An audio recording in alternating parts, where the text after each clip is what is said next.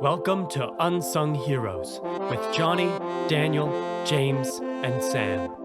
Our goal is to leave no hero unsung.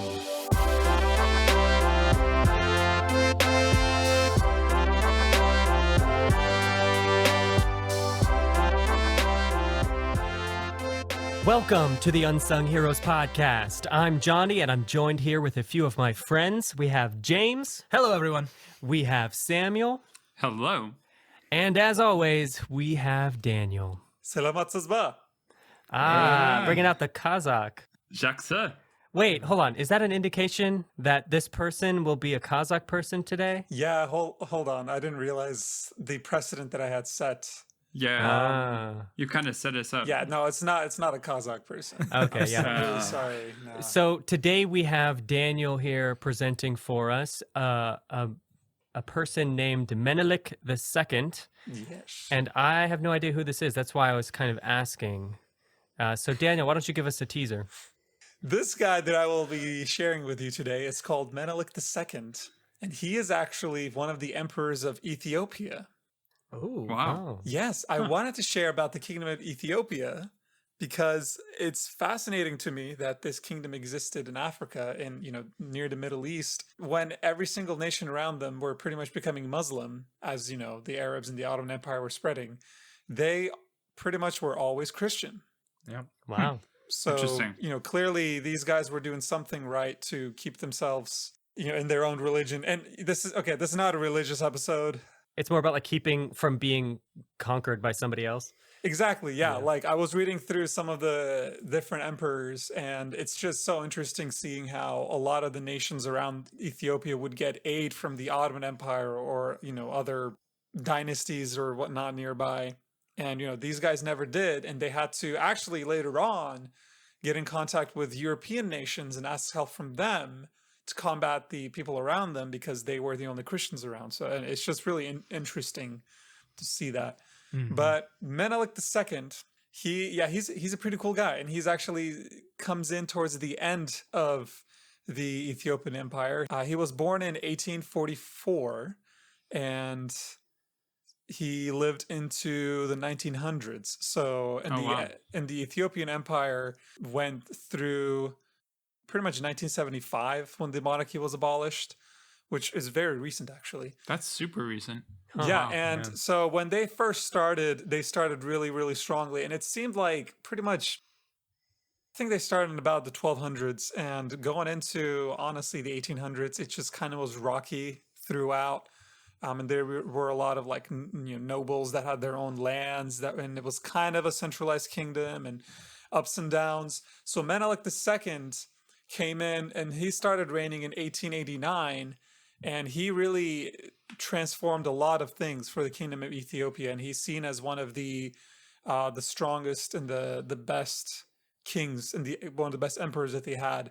And he's widely called the Emir Menelik, which in Ethiopia also shows kind of his merciful acts and kind of ties in with how politically smart he was. So he's not just a ruthless like Genghis Khan. He wrecked everyone. This guy's actually really smart. So I just wanted to share a tiny bit about his life. And I won't be giving too much battle detail like I did with Julkiewski. This will just be purely an overview. I thought his life is pretty cool, and he's a cool hero, and people should know more about him. So Wow. Yeah. yeah. Do you guys have any insights to this part of the world? Yeah, well, I recently had to do a paper for school about, part of the paper was about Islam's conquest of the Middle East. But that was, the initial Arab conquest was way back in like 600, 700. So it was a long time before Menelik II arrived on the scene. But it was so impressive doing that research how thorough the Arab conquest was. It was insane how quickly they conquered so much land over the course of like 150 years. They went from just on the Arabian Peninsula to all of a sudden all the way up through Syria, all the way over to Morocco, all the way over to Iran, like everywhere they had expanded. Some of the major world powers at the time. You think of Persia, which was under the Sassanids at the time, and then you have The Byzantines kind of warring, and then all of a sudden the Byzantines at least lost a whole bunch of their southern territory, and then also the entire Persian Empire pretty much is subjugated by the by the Umayyads and the Abbasids. It's pretty amazing to think about how quickly. Yeah. And there was a couple of factors, like the Byzantine Empire had just struggled over Syria with Persia. And so they were kind of weakened. And so then the Arabs were just like, oh, this is ours now. And they couldn't really fight back very well. They third party that really well. Man. Yeah. So it's interesting when you say that Ethiopia was able to retain kind of its heritage while all the surrounding countries are being drawn in. It's just a very unique situation. Yeah, it really is. So I wanted to talk about one of the most notable heroes from that empire, but obviously this isn't going to do any justice to the actual ins and outs of how a nation is able to stay, in a sense, secluded from everyone around them for so long, so the audience can research more about that later. It definitely is a fascinating topic, but let's dive in if you guys are ready. Yeah. Nice. So Menelik II, right before him, the emperor was Johannes IV, and he dies in 1889. And he names his son Mengesha Johannes as the next emperor. But Menelik at the time proclaims himself as emperor because he is born into nobility and he has a lot of ties, and he claims his base on an uninterrupted direct male lineage from King Solomon and Queen Sheba, which that ancestry was claimed by the first Ethiopian king back in the 13th century. Wow. So he was saying that his nobility and his father's family derived from that lineage. I actually had been reading and researching on this. There are some, a lot of kind of theories. And again, these are pretty much, you can't really substantiate these claims, but there is a lot of history and kind of tradition with Ethiopia having connections with Solomon. Particularly this idea that even some Ethiopians say that the Ark of the Covenant, have Indiana Jones that has its own theory, but the Ark of the Covenant, they say that they actually got it, right? And so that's where it ended up going from the temple and stuff. It's a lot of interesting kind of fun conspiracy theories out there, but there is definitely a tradition I've heard of Solomon associated with that. I feel like I've heard they still have it. Yeah, there's about 5 or 6 of them out there. Yeah, they're still. Wow, great story. No, really, it is cool because because I wanted to first see who started the Ethiopian Empire, and it was crazy to see that they claim that the first king's heritage comes from King Solomon in the Bible, and that's their big claim, I guess, to Christianity, and their roots seem extremely deep because of that. So yeah, Menelik II, he, while growing up, maneuvers the courts really well, and he's a great guy and everyone likes him, loves him, and so he's able to garner a ton of support, and he actually becomes the emperor over Mengesha Johannes. And so in 1899 he's named the emperor. Even right before he becomes the emperor in the 1880s, he spends a ton of time trying to change up the Ethiopian Empire, and he's actually listed as the founder of modern Ethiopia. So one of the biggest things he does is he pushes to centralize the country a lot more. And before he does this, the Ethiopian Empire is just swarmed with tons of infighting and a lot of civil war. Also just very outdated military tactics that had not really changed much at all.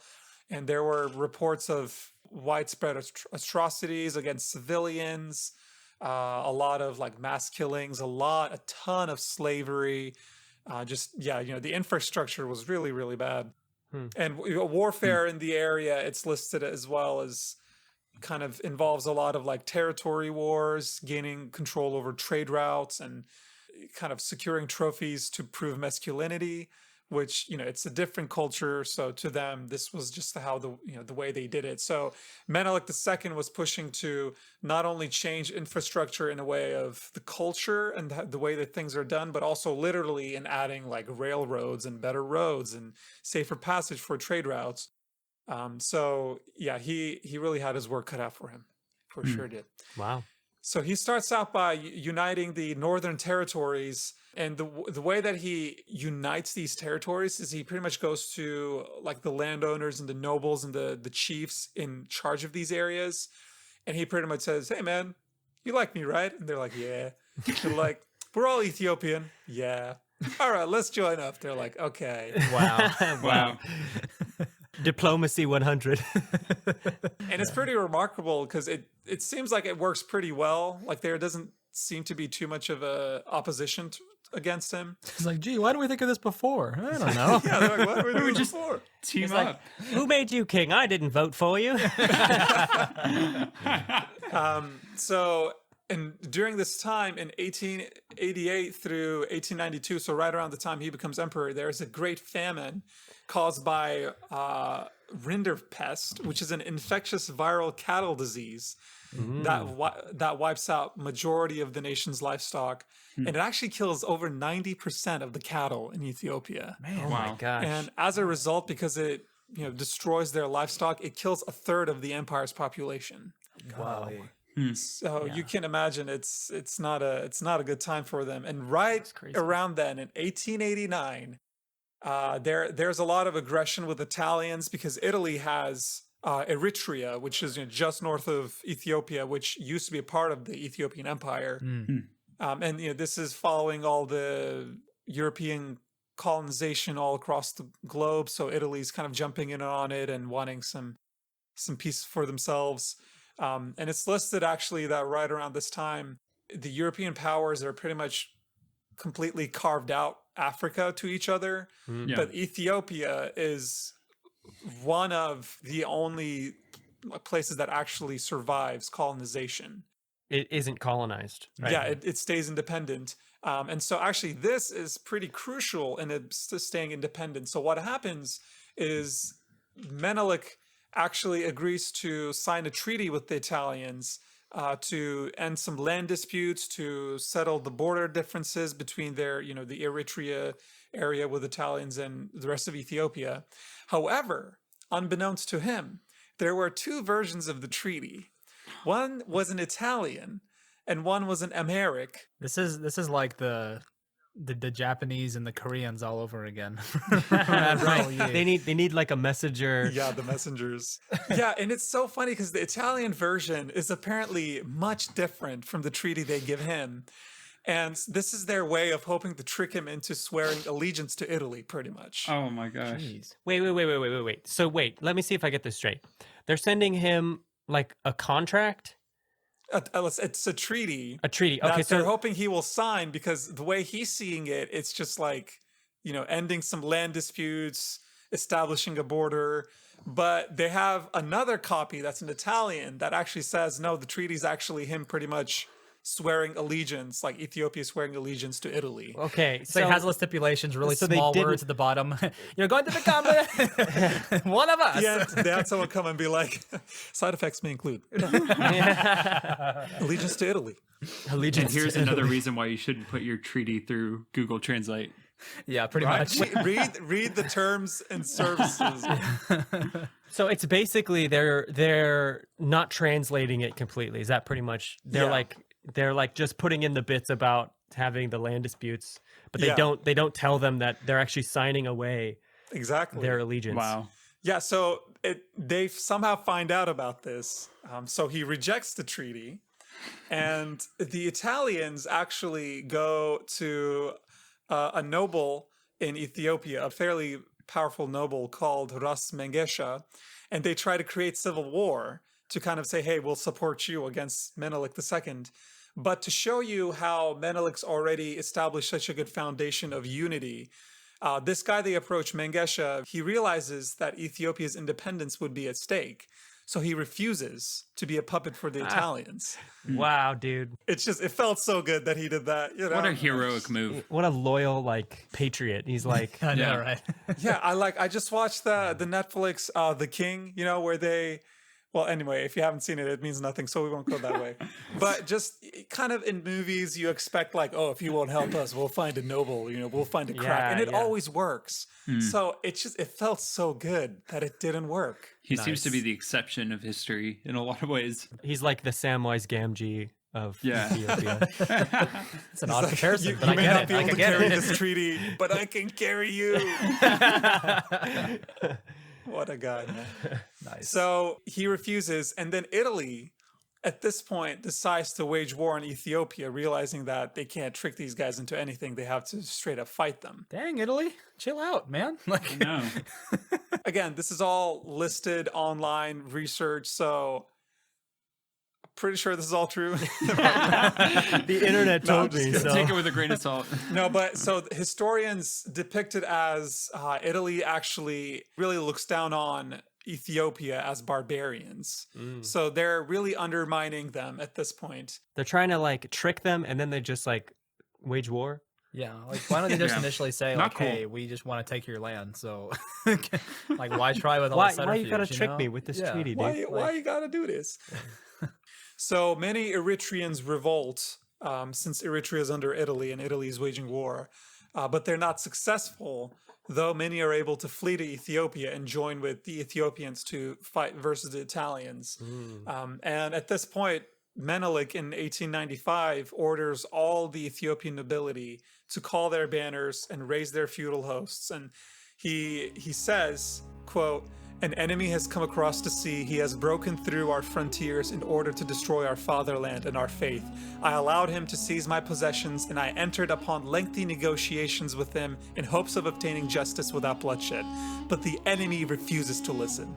He undermines our territories and our people like a mole. Enough! With the help of God, I will defend the inheritance of my forefathers and drive back the invader by force of arms. Let every man who has sufficient strength accompany me, and he who has not, let him pray for us."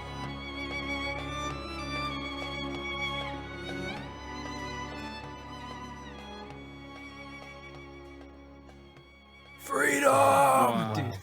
I'm ready to go to battle, dude. Let's go. I'm ready to go join the Ethiopians. If, Fight if any against Italy. Italians come and try to buy my loyalty right now, no way. No. I know what's at stake. Somebody touch up my Ethiopia.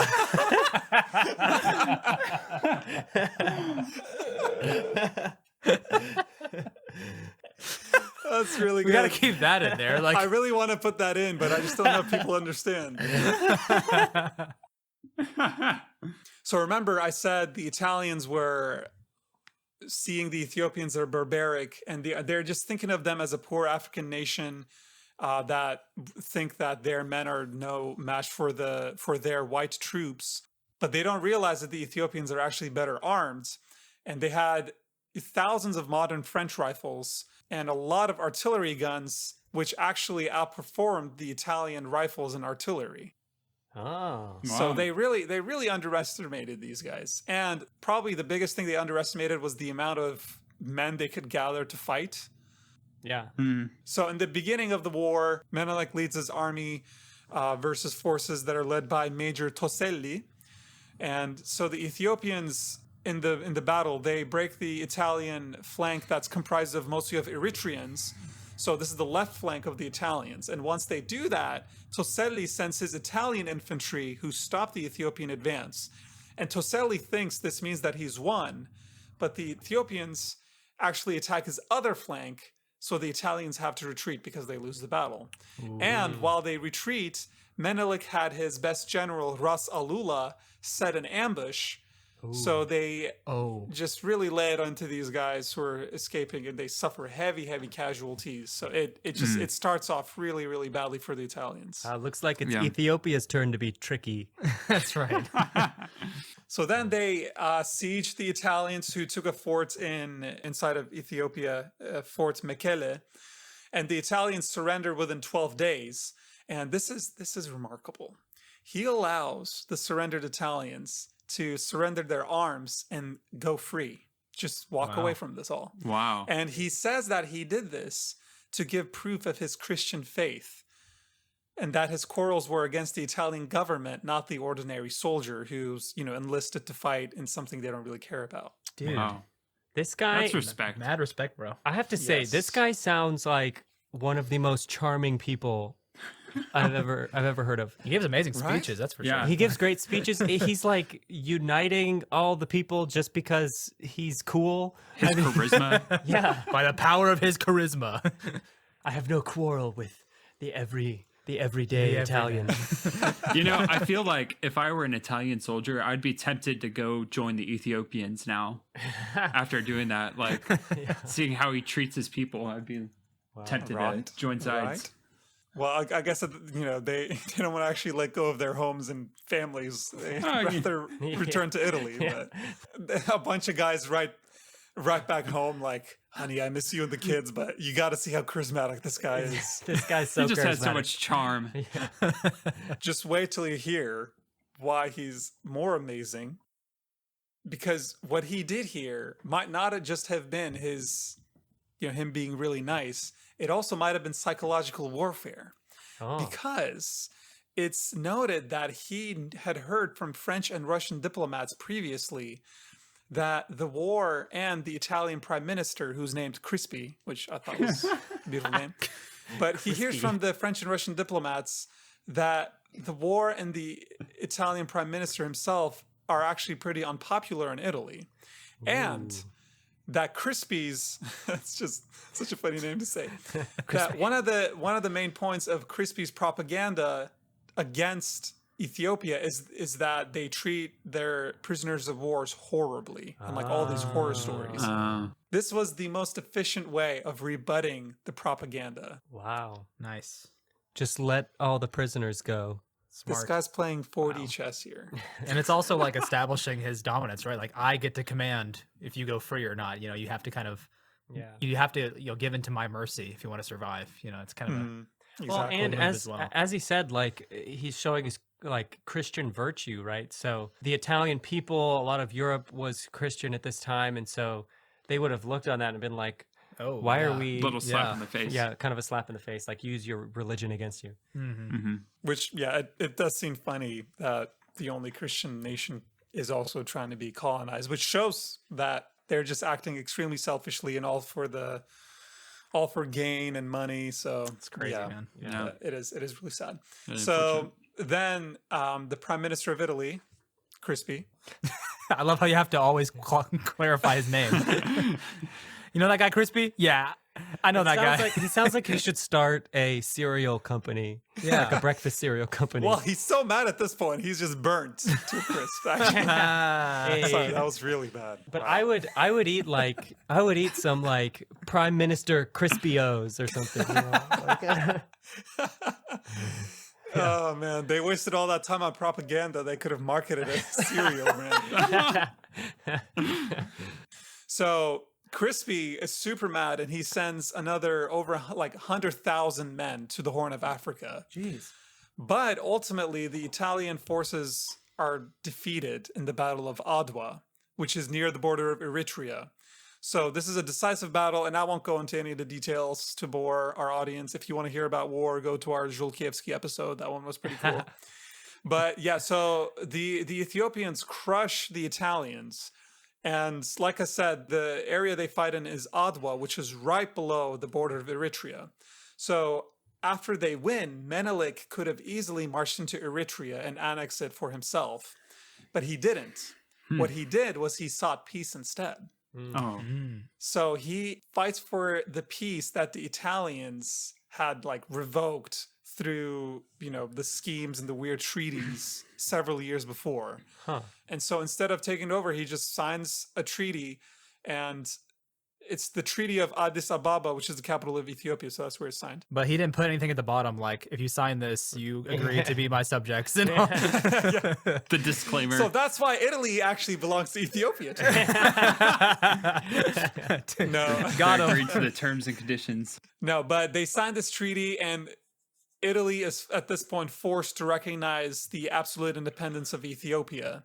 And this really kind of solidifies Ethiopia as a nation that will not be colonized, which obviously at this point it's, the 1890s. So we're going towards the end of colonization anyway. But yeah, he solidifies Ethiopia as an independent nation. Wow. Wow. Like, and like I said, he's seen as one of the kind of the last greatest emperors, and one of the first ones in a long time at his time.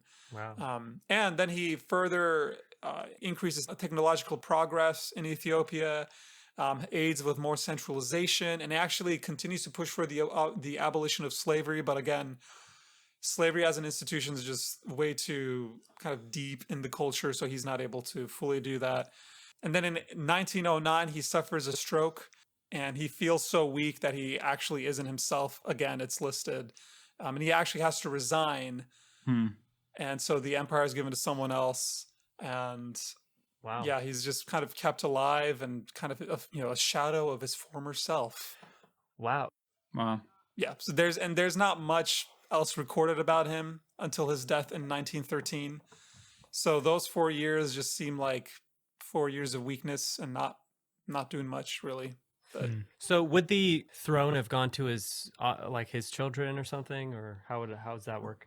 so after he resigns, the emperorship actually goes to his wife, Oh. and as like the de facto ruler, just until another person is publicly appointed, because he actually doesn't have any children.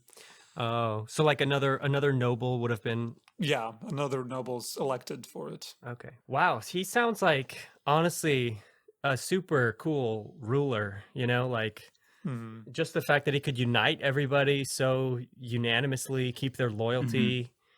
Yeah, sounds awesome. Sounds like Menelik is a man I like. Wait. Man, I like. That's a man I like. That's a man I like. The second. That's really cool. Thanks, Dan. Yeah, thank you.